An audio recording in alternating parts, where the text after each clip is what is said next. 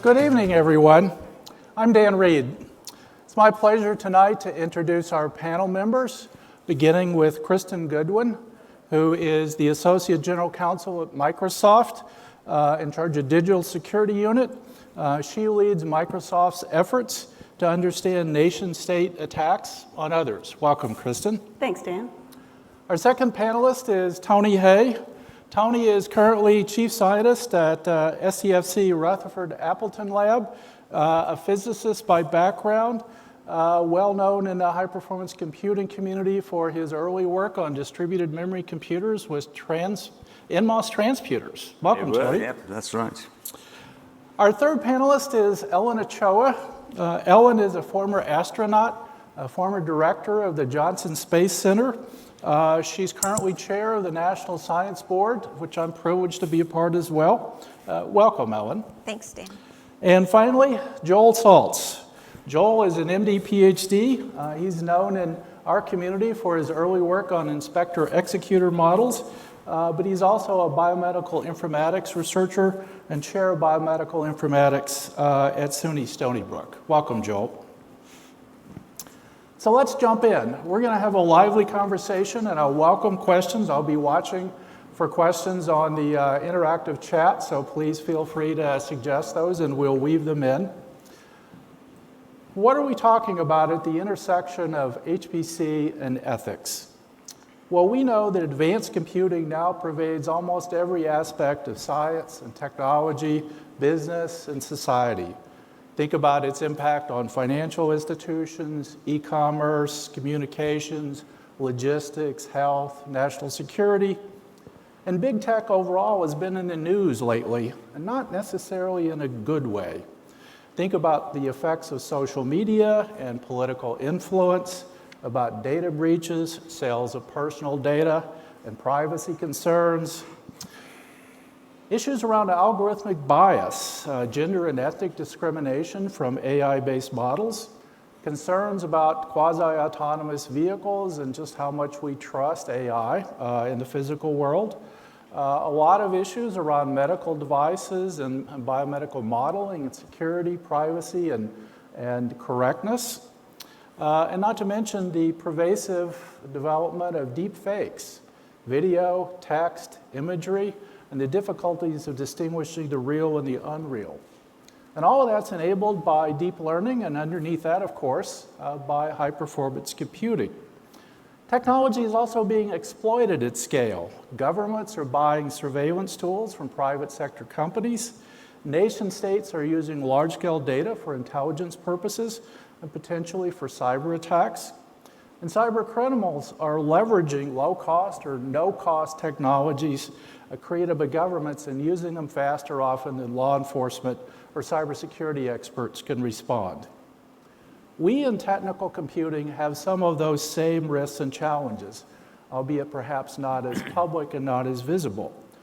The issues that we all struggle with around scientific reproducibility. How do we know that complex models run on maybe one-of-a-kind machines in the world, that those results are correct? How do we verify them? How do we talk about those issues? How do we think about complex black box algorithms where no one may necessarily know how they work in detail? Same thing applies in large-scale models around weather, climate change, health, medicine, and critical infrastructure that involve human-in-the-loop systems. So this year, we're continuing a history of themes around SC. If you remember SC18, the motto was HPC inspires. SC19 was HPC is now. SC20 was more than HPC, and it was with COVID for sure. And SC21 is science and beyond. So we're going to talk about the science and the beyond and the intersection with ethics today. And we'll talk about really four interrelated issues. How ethics inform science. In other words, how should science and engineering be guided by ethics? How science can inform ethics. How does science support ethics-based decision-making? Broader issues of education and dissemination. How do we talk about these complex issues and involve public debate in a thoughtful and inclusive way? And then finally, broadly, how do we think about some issues around social equity and involving a broader base of humanity in advanced science and technology, but high-performance computing in particular. So let's start with some questions. As I said, I invite you to submit some as well. I'll try to weave them into the discussion. So let's begin with ethics informing science, and I'll start with Tony. So advanced computing is a multi-use technology, right? It has scientific uses, but it has national security uses. It also is deeply tied up with economic competitiveness. Other scientific communities a long time ago started to grapple with these issues around ethics. Certainly, physics has, medicine has, other domains have grappled with how to think about these conversations. So, as a physicist, what lessons do you think we can draw from physics and from other domains? Well, I think the outstanding example is the Manhattan Project, which developed the atomic bomb during the war. It was conceived as a response by my old professor, actually, in Oxford, Rudolf Piles, who realized that if you could get pure uranium-235, you could make a bomb with not very much of it. And that led eventually to UK project and the Manhattan Project.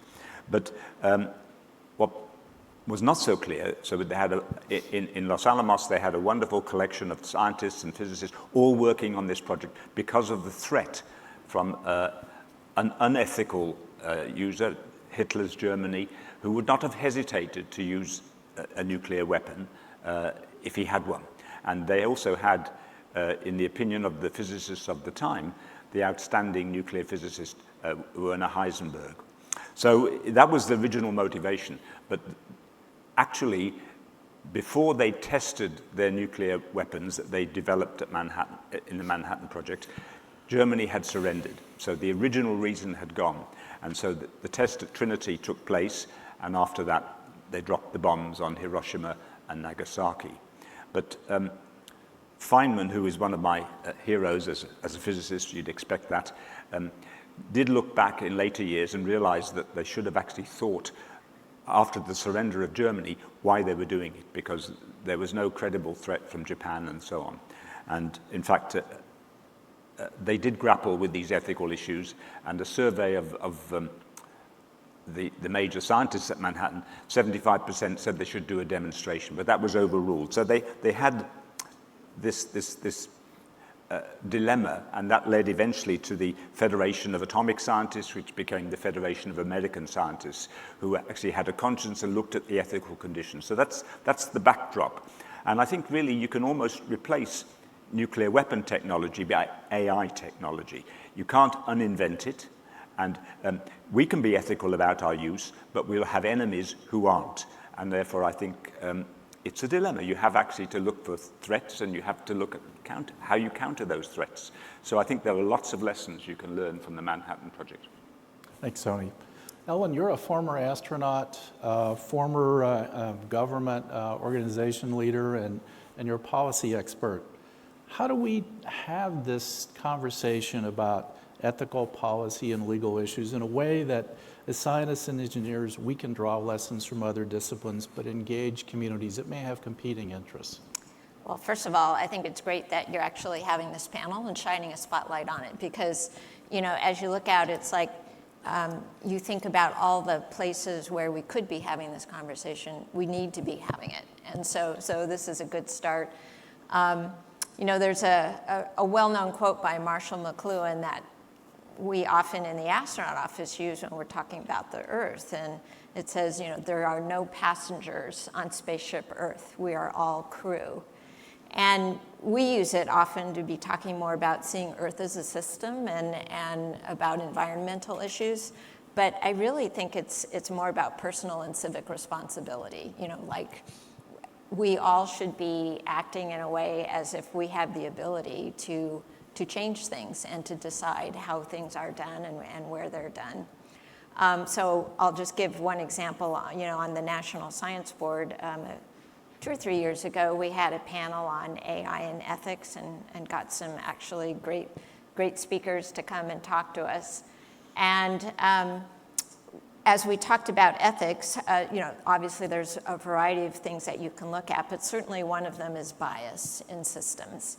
And one of the speakers was making the point of it can come in at sort of every level that you think of it, of AI or machine learning, in the perceive, the learn, decide, or act.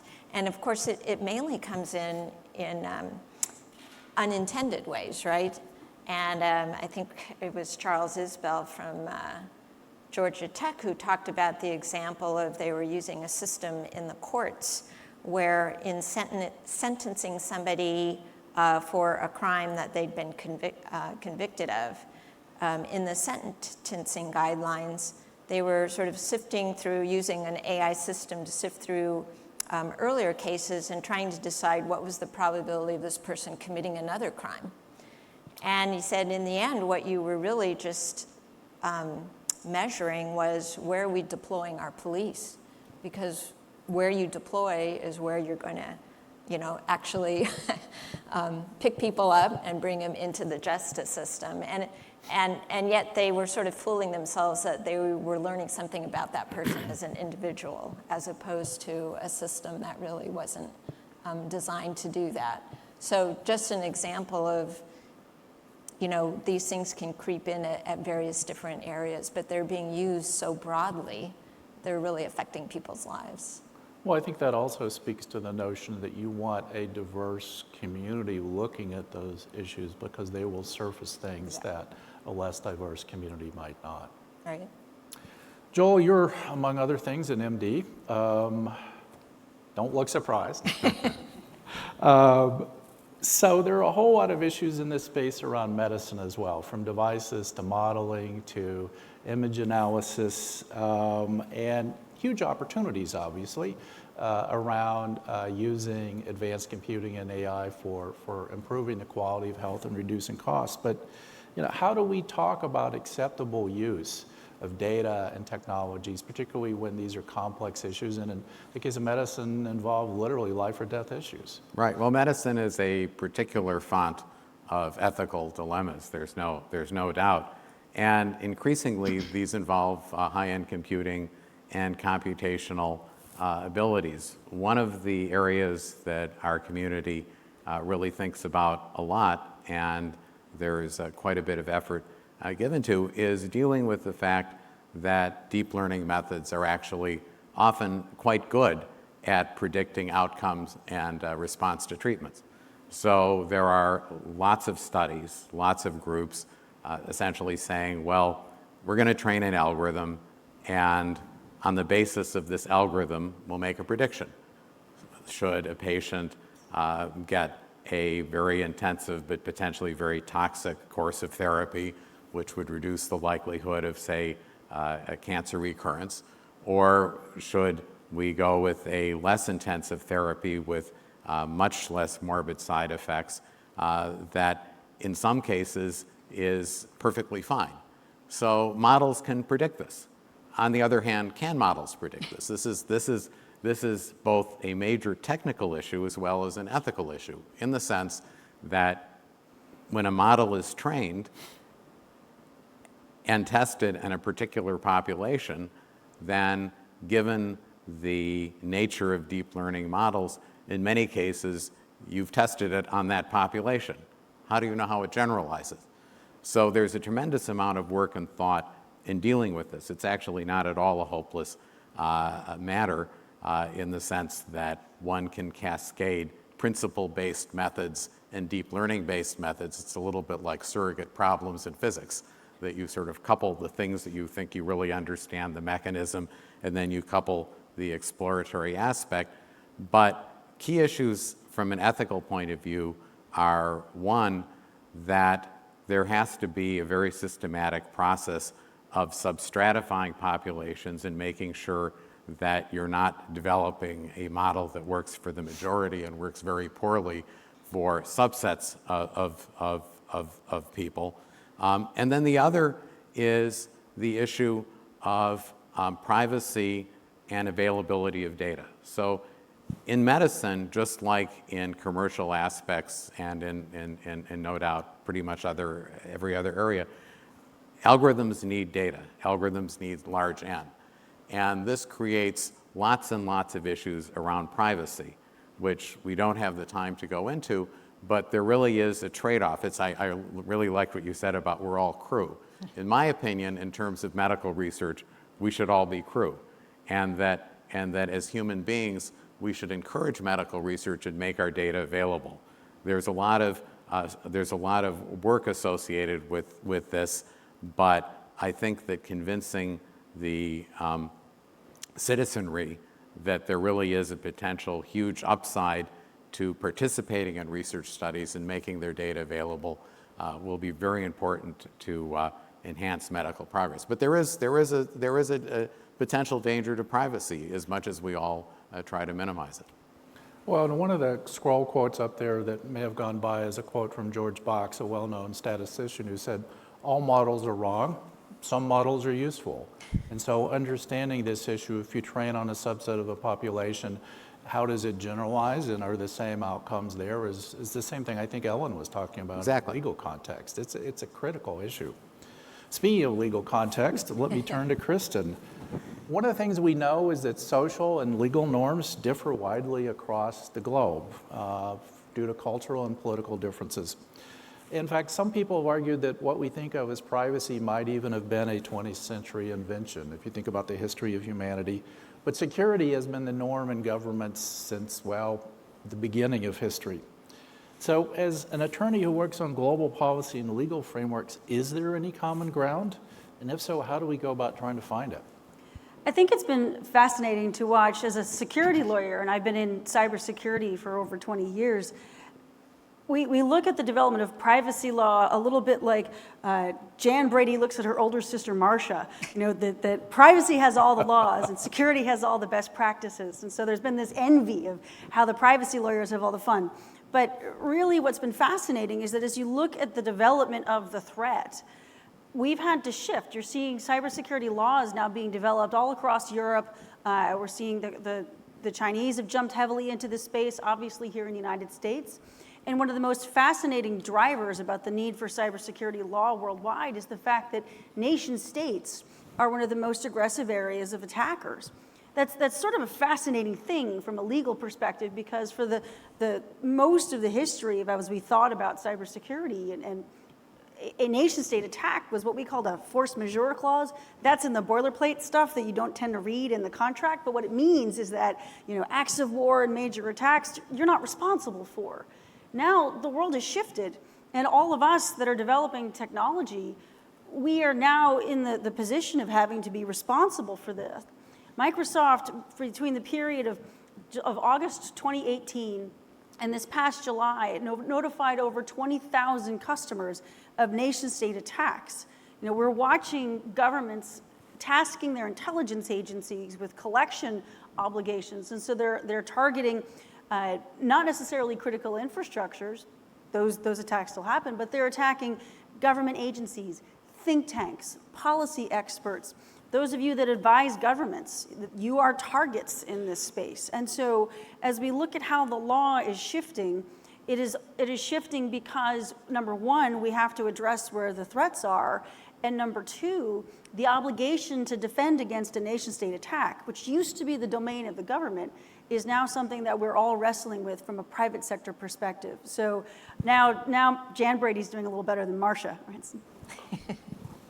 So one of the questions in the chat connects to some of the things that several of you said, and that's this balance of predicting an outcome, and it's certainly true in terms of predicting health outcomes based on lifestyle data and other things.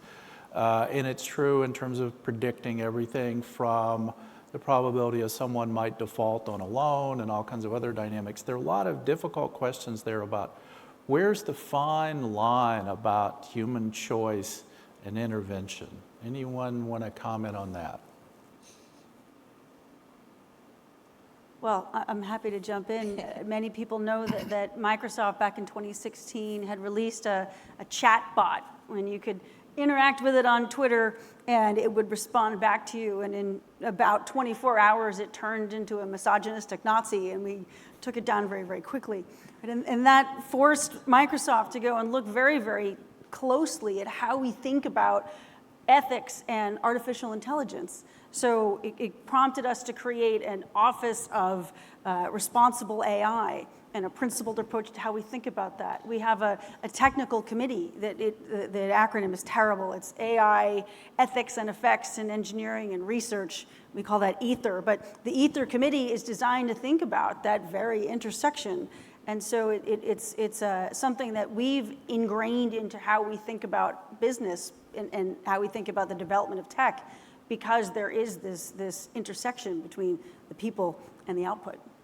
Joel? So that's a really key area in medical decision making, in the sense that at the end of the day, patients make decisions for their own care.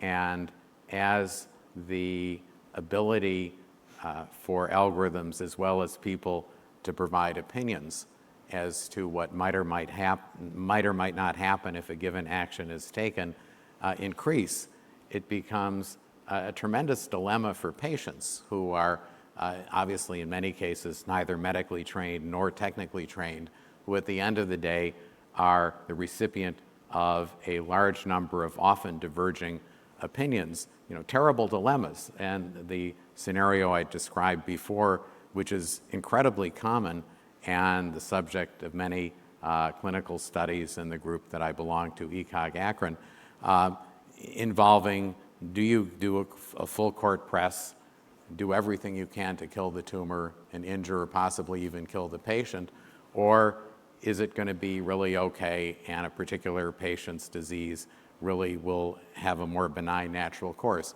And really, honestly, in many cases, people don't know. It's statistical predictions. And now it's predictions, increasingly predictions from models, which have to be validated. And the patients are obviously in no position to look into really how carefully has this model been validated. So actually, I want to give a quick shout out to the FDA. So the FDA has a project, a program dedicated to validation of AI in medicine that we're involved in. And the notion is that there be a well-defined path so that developers of algorithms can know when their algorithm has been deemed to be good enough to be reliable. So the government agencies are getting involved in that space. So I want to shift maybe to our second topic about science informing ethics, and I want to connect a question to something that someone in the audience asked, and it's really about understanding the issues around the role of human choice. And we know we have different standards for expected accuracy of computational systems than we do of humans. I mean, that's just sort of endemic to the way we think about it. And that's particularly challenging, Joel was touching on this, when some of the choices might not have a right answer. They're difficult and they all have different alternatives. It's kind of the trolley paradox writ large, where there are difficult issues true around autonomous vehicles. Do you run over the crossing guard to avoid T-boning the school bus? I mean, there are those kind of real life choices that humans face all the time. It's true in a lot of different domains. And we've talked often about explainable AI. We don't know how teenagers learn how to drive. We've made an uneasy peace with that reality, but we truly don't know. And Joel and I were talking about, do we understand how MDs learn to read radiology? And yeah, maybe a little bit, some progress there, but there are difficult questions. And so these mission critical algorithmic decisions where we have transferred life or death decisions to computing systems is a really difficult one. And so I want to start with Ellen on this one. You worked on a bunch of mission critical systems, obviously in the astronaut office, and lived with them in a very personal way. What kind of lessons do you think we can apply more broad? What lessons can we apply? I speak for a living, I can get these words out. What lessons can we apply more broadly to verification and validation? Well, this might be just a little bit more of some history stories, right? Because I was telling Dan when he invited me to talk at SC21, I was like, let's see, supercomputing. Well, when I joined the astronaut office, the big project on the shuttle program was upgrading their computers from 104K words to 256K. And it was a huge deal. But the whole point was, the high performance part was the high reliability, because these computers were responsible for the avionics and for getting the shuttle safely into space and getting it back home most of the way. The commander takes over and flies manually towards the end.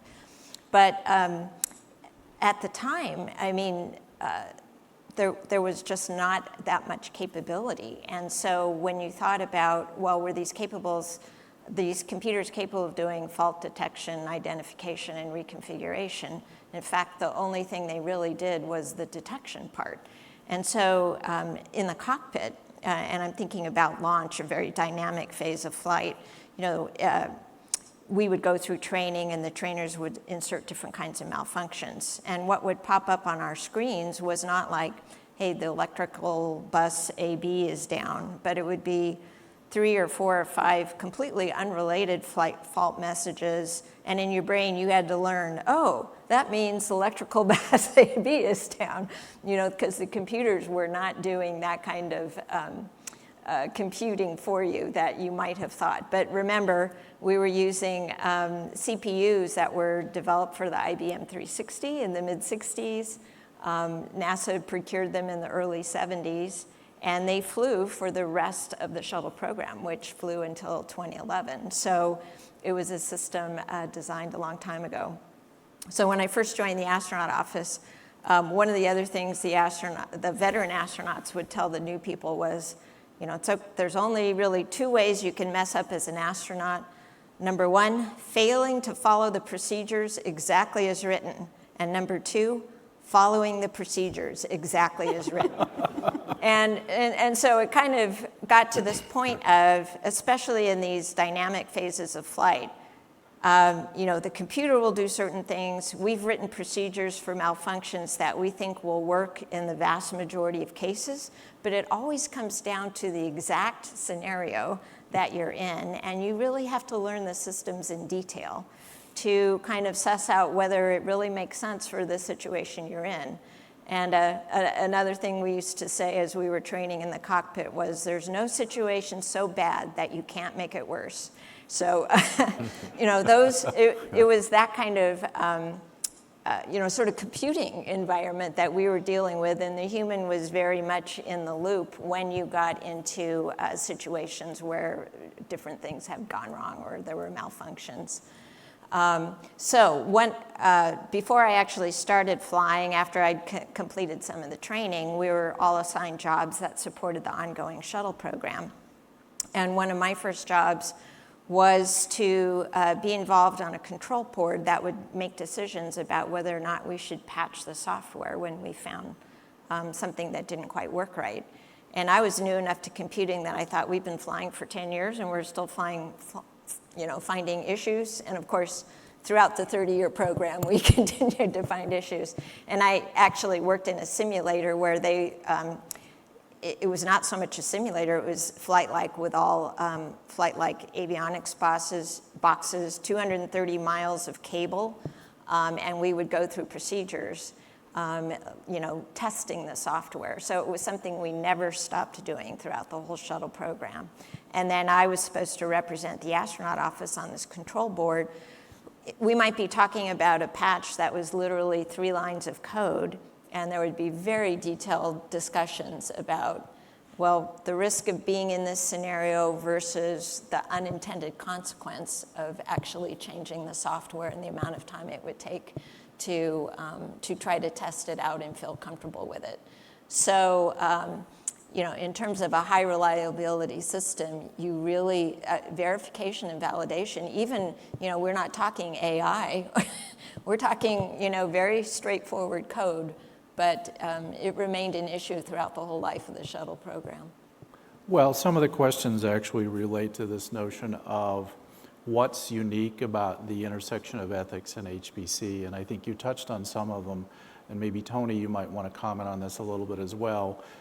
When you are doing predictions that affect life and limb, and I think, for example, about severe weather modeling and evacuation, or other kinds of things where you are making life-critical decisions. Medicine obviously has some as well. How do we think about these issues that are unique to HPC with respect to validation. And I want to then plant another seed for Kristen, which is we've been talking about ethics and computing as if failure is a consequence of human error, and that for sure is true. But there are a whole other set of issues around computing and malicious actors that we tend in technology not to think so much, because it's like, well, if we messed up, we will figure out how to fix it, and it's otherwise benign. But we're also in an environment where computing and critical infrastructure is subject to other issues, and it's more than just benign failure. It can be malicious attacks. But Tony, any thoughts on the unique aspects? A couple of things. One is, when I last visited Oklahoma, I was trying to avoid the tornado season, but it is Tornado Alley. And they were describing how instead of predicting the paths, they wanted more fine grain. So two things. One is instead of evacuating all this area, you had a much more detailed prediction, but also you have to understand to evacuate a disabled people or a care home is different from ordinary people. So you had these gradations that they were trying to do, which does involve, prediction and computation. But the other thing I'd like to pick up about this autonomous and semi-autonomous systems, I mean, Tesla have pioneered a lot of this stuff, downloading things that they've trained, downloading it to the cars. Actually, it seems to me an amazing thing that they do that. One of the things they actually also do is that they monitor the driver's behavior. They capture what the driver did and so on. And you can actually now, with Tesla insurance, can get a lower premium if your safe driving score, if you opt for this, is lower than someone else. You get a lower premium, which is a good thing. But it is sort of reminiscent that this is universal spying, if you like. And there was a big debate with the unions about the spy in the cab, when you could actually, the truckers, you could monitor everything they were doing. And I think these things require great consideration of the people who are affected.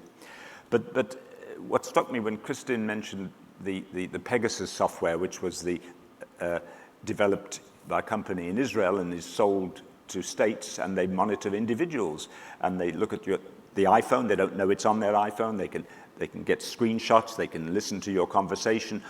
All these terrible things. But that's actually what I also see in child software now, that you can actually have software for children. You can monitor your children because you're worried about them seeing all sorts of nasty things and so on. So you can see what they're seeing. It has all the same features that sort of Pegasus type software has. And you can, one of them even adverts that your children never knows that it's on the thing. Well, that's slightly disturbing, and it can read all their texts and things like that and shout out various things. There seem to be a lot of issues there, especially for teenagers. When do they become adult and these things? So I think there are a lot of complex issues that need to be discussed with the relevant people, with the unions, with the teachers, with the parents, and so on. It's very tied to the fact that once you create a piece of software, it exists. And criminal actors are smart. Why go invest in their research and development of something new when you can simply recycle, and it's much cheaper and faster and better? During the SolarWinds attack, Russia invested in figuring out how to compromise the build systems of the SolarWinds company. But when they were identifying the 100 or so victims they actually wanted to go collect intelligence from, they just used commodity Cobalt Strike that they tweaked out so that antivirus software couldn't detect it in order to get into the specific customers. So they're recycling. And when you look at the NSO group and the surveillance as a service industry that's grown up to be a force multiplier for countries that either can't afford to develop the software on their own, or countries that can but are leveraging it for law enforcement or other operations, the governments have not figured out how they want to deal with this. And so you tend to see this issue regulated by export control, which is a really ineffective way to control technology. But when you've got something that can be used against the dissidents, journalists, and human rights experts, but yet can help a parent keep an eye on where their kids are. So we at Microsoft and others in the tech sector are pushing very hard on the need to have a broader public policy discussion about these issues. And frankly, the cyber mercenary community and the money that's coming into this space is so significant that it's one of the tenets of the Paris call for trust and security in cyberspace.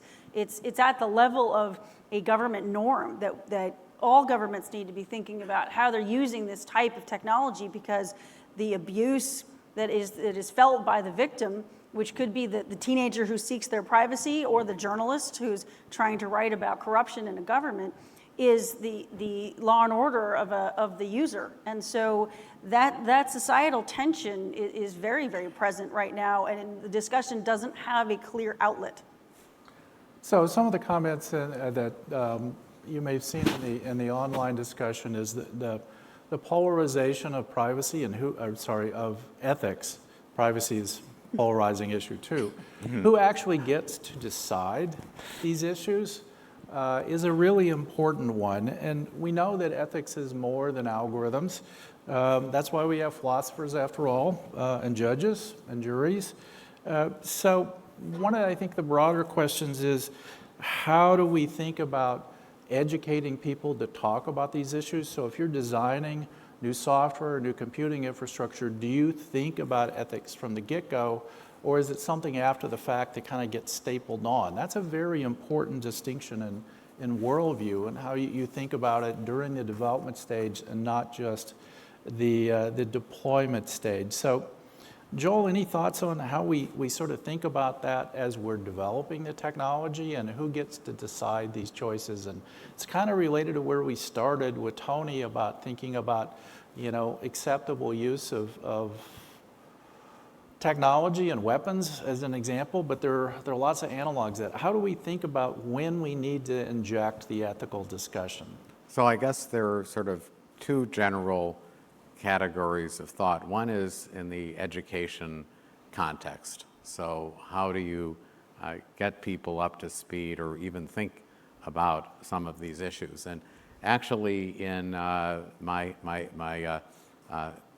sub-area of biomedical informatics, there are required courses that we teach on ethics, and it involves data because biomedical informatics is a computing discipline. And one of the things that we do discuss is issues involving technology as it advances and some of the ethical types of dilemmas we're talking about here.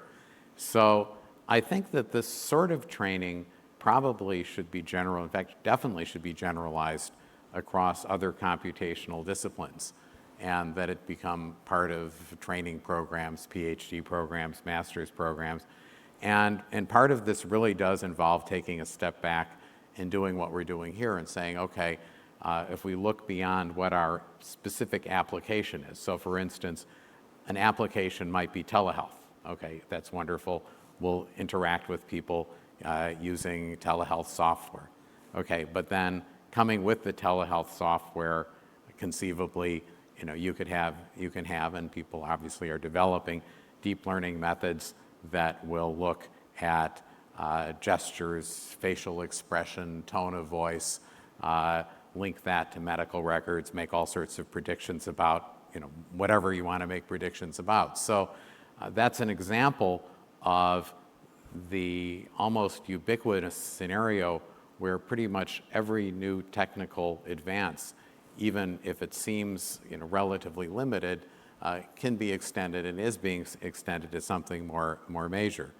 The other part of your question of who gets to decide is, of course, a societal issue. Right? I mean, obviously, there has to be a discussion and debate at all levels of society. And again, if the debate is rational and fact-based, then obviously people will disagree, but at least hopefully there'll be a common set of facts. And unfortunately, these debates are not always fact-based. So I think that the latter is a true dilemma. Obviously, in a democratic society, these things are decided through our system, but it's a complex and somewhat messy business. So one of the questions in the chat is a bit provocative. I'll throw it out there, sort of in the spirit of For nuclear weapons, we have treaties and regulation and attempts to ensure non-proliferation that are varying degrees successful. So this question is, if high-performance computing is a strategic technology, do we need to think about regulation of how it might be used in certain circumstances? Any thoughts on that? Well, it's high-performance computing, is converging with AI capabilities, and AI technologies can't be uninvented, and it's not clear how you can regulate those. I think you can come up with sets of guidelines which most nations accept, but there will be nations that don't accept them, and therefore you need to monitor the situation and take care. So, what will happen about nuclear weapons? Yes, we have these treaties, but, there are all sorts of breakout attempts now. North Korea is an obvious case, Pakistan another.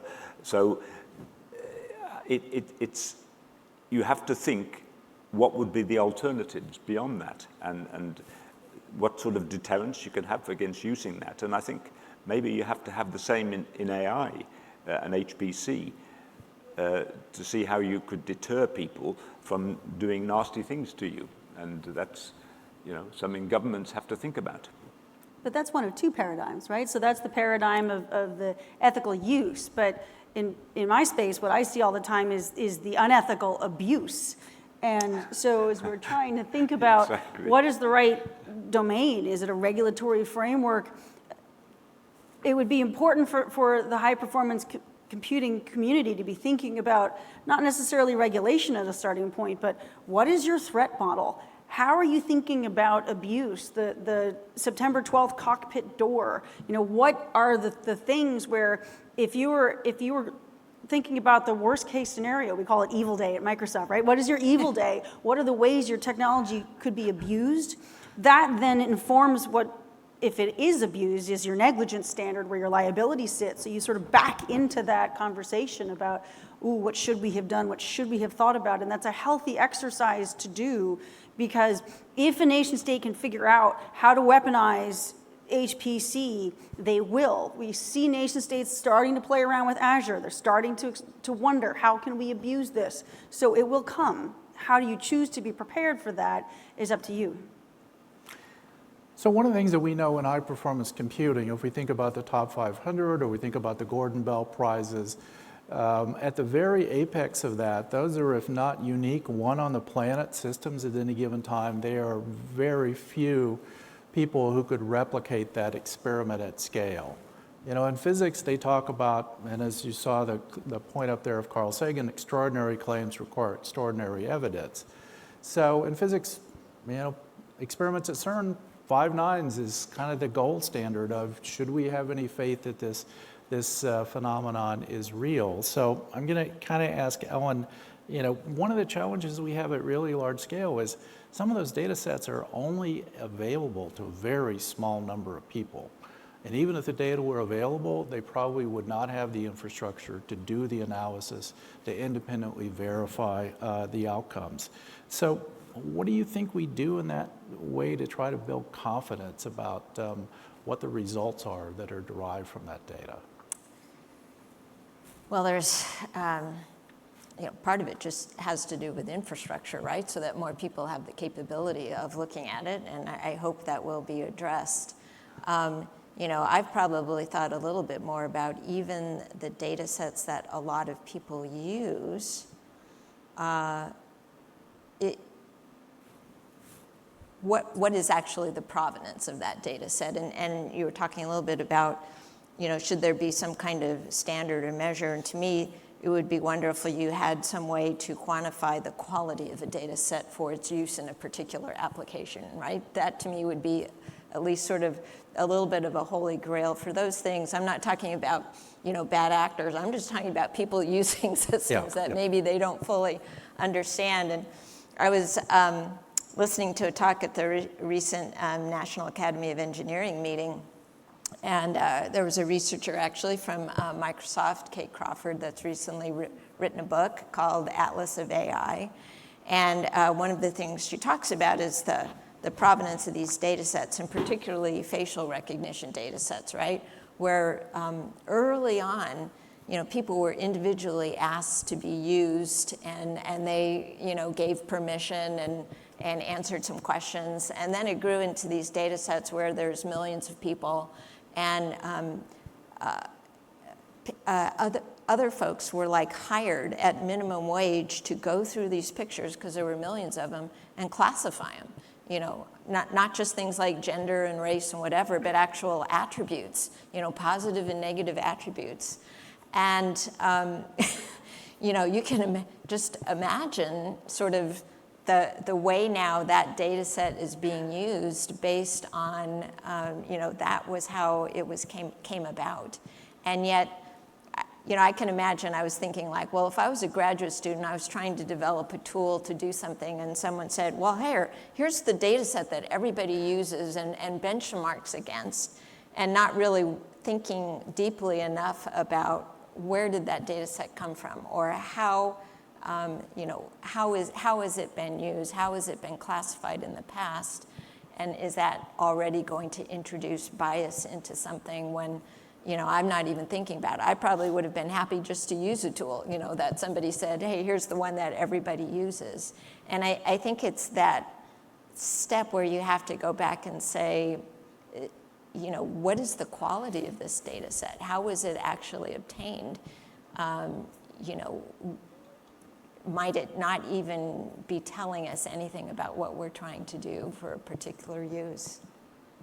All right, Joel, you get the last word, and we'll move on to the next area. So I have a case study, a quick case study of a noisy data set that was more or less tamed. And it's happening right now. So at the moment, there are 3 million COVID patient records, 3 years of data, so it's quite extensive, from all over the country, which have been carefully curated, validated, tremendous amount of sanity checking, error checking. And this is a NIH-run consortium called the N3C, which gets ongoing feeds from something on the order of 80 to 100 health systems, and tremendous amount of ongoing work by a community of hundreds of people to sanity check, curate the data, a very involved regulatory mechanism where health systems cede access to the data, a carefully thought out, knock on wood, mechanism of keeping it all private in an enclave. Yeah. So far there are no problems.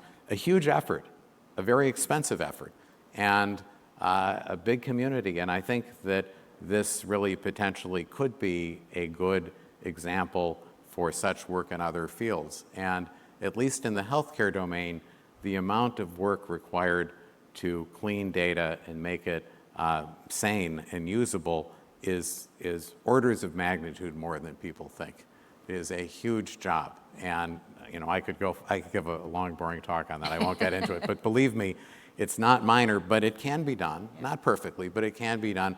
And one of the nice things about having a community do it is the community then buys into the data quality, and if in the process of doing their own research they discover issues with the data quality, it gets fed back so other people can make use of that. So you were just talking about COVID, and if anything we've learned about COVID, it has taught us that humans are really bad at internalizing statistics. And as we think about applications of HPC, I know in this community we often tend to gravitate to the really high end, but it's the broad, long tail that's the broad application of advanced computing. And we've talked about how we inside the community might either educate one another about ethical choices or think about ethical applications of advanced computing, but that's talking to ourselves. And we are a vanishingly small fraction of the population. So how do we think about informed debate and understanding with the broader community about these complex issues?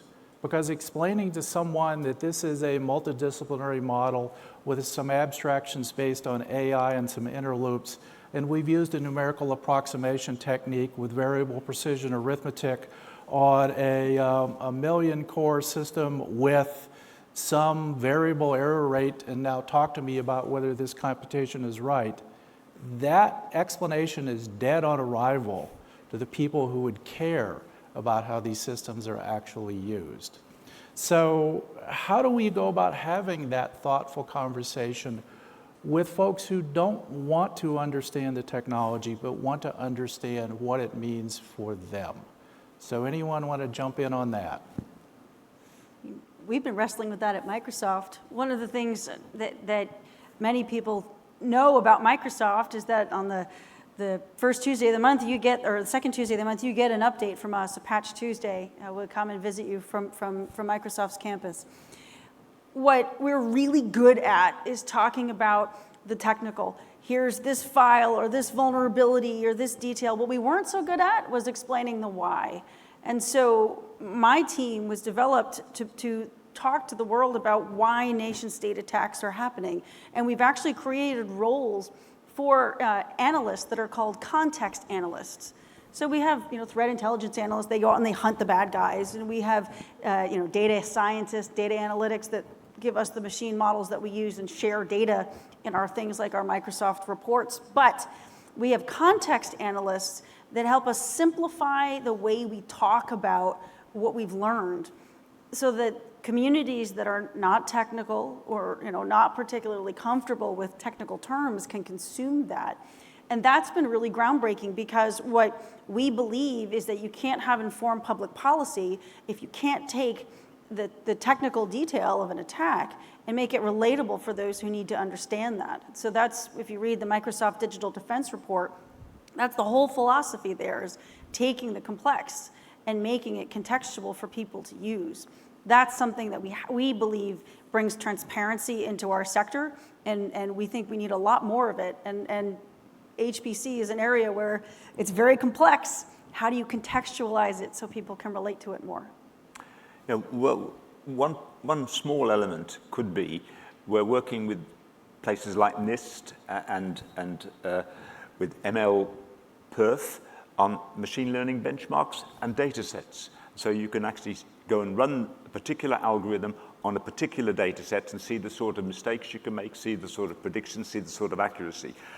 And that has some educational capability, that you can show people what mistakes can be made, what's the right thing to do, what's the wrong thing to do.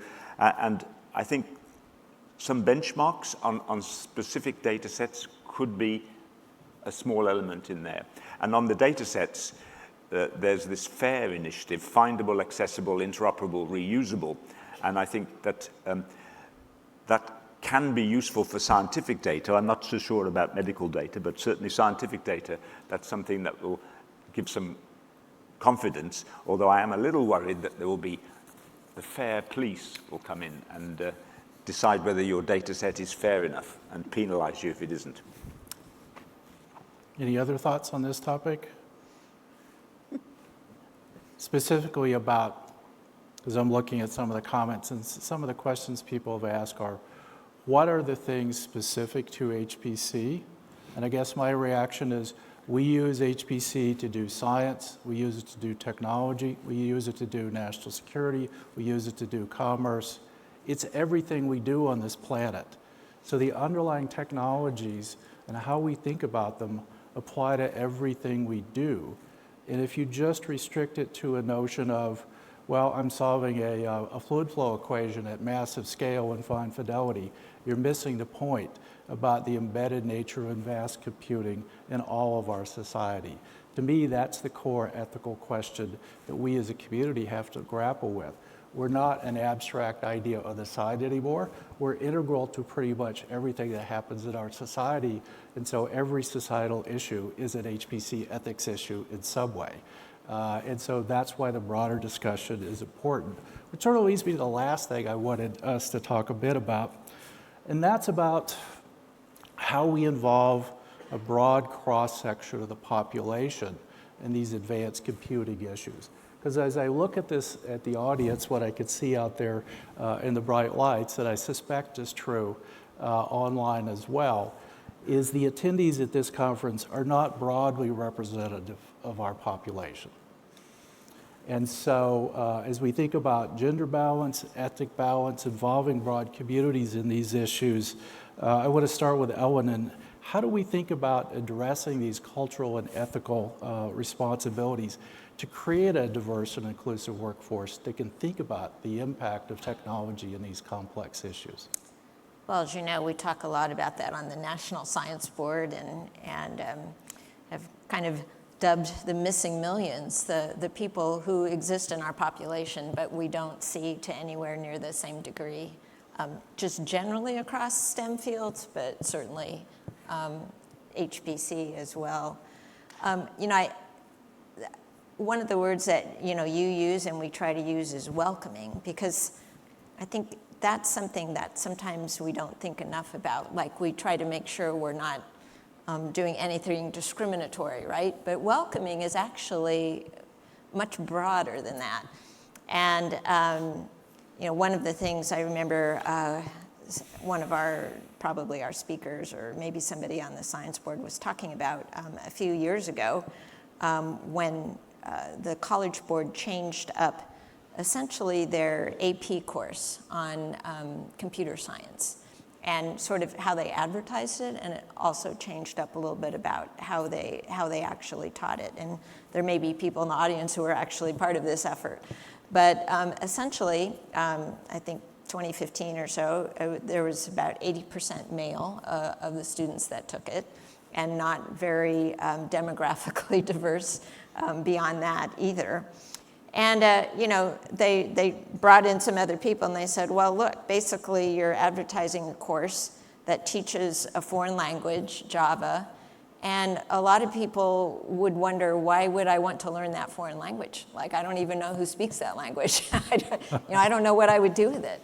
And so they really changed up how they talked about it, and they said, well, what are you interested in? Maybe it's science, maybe it's music, maybe it's business. But how would you like to learn tools that could actually help you do whatever you're interested in a better way? And how would you like to learn to shape your environment, and not just be sort of a reactor to your environment?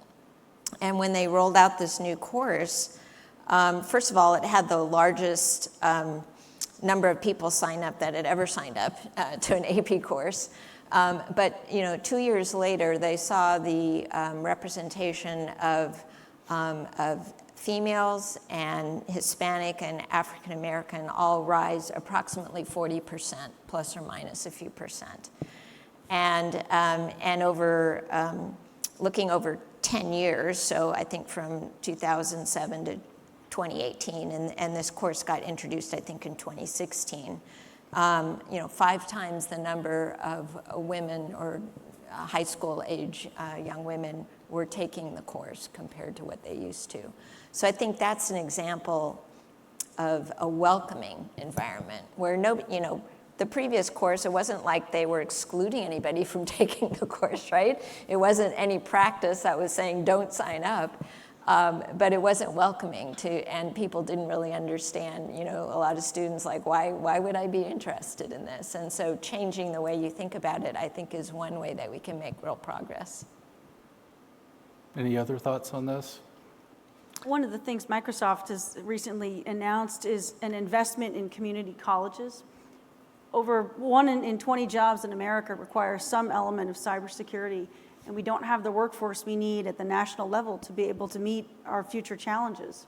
So we've committed to training 250,000 people by 2025, about half of the jobs we will need in the field.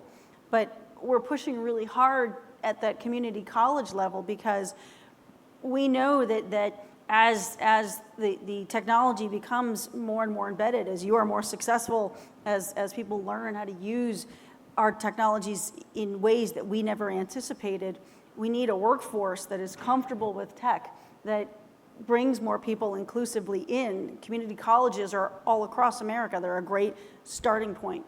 And so as we're looking at new jobs, how do we aim them at those coming out of community college? Or when we post new roles, we're looking at, do you have to have a college degree? If not, how do we include that in the job posting itself to bring in more people into the cybersecurity workforce? We have to really be aggressive in looking for inclusion in order to meet our hiring needs in the future. Tony? Just one last comment. Yes, there's some wonderful lectures which I recommend to anybody. The Feynman Lectures that he gave at Cornell in 1964, on the character of physical law. And he's a wonderful educator, and he used to go to schools and he cared about curricula and things like this. But he also says that, you know, you need, in order to understand science and the physics, you need to understand some maths, and you get much more out of it if you can understand maths. So I think, you know, trying to get people so they have a basic level of mathematics so they can appreciate some of the science. And I see Ellen's point, you know, why do you want to learn Java? Why do you want to learn about this? It's a complicated thing, but I think a certain amount of mathematics is vital if you want to do HPC science and cyber science. And I'll leave you with this last thought. I would argue that every child is born a scientist, naturally curious. And ask yourself, what is it we are doing that leads to a large section of our population losing that passion and curiosity? What is it we're doing culturally that's driving people away? And that, I think, is the point that Ellen was trying to make. We really want to build an environment where people can realize their potential. And when we do that and bring a diverse and inclusive group together, we can talk about these deep issues, about how advanced computing affects every aspect of our lives. And we will gain insights from those diverse perspectives. That's what's really important. And with that, I'd like to thank our panel and thank you very much. And welcome to SC21.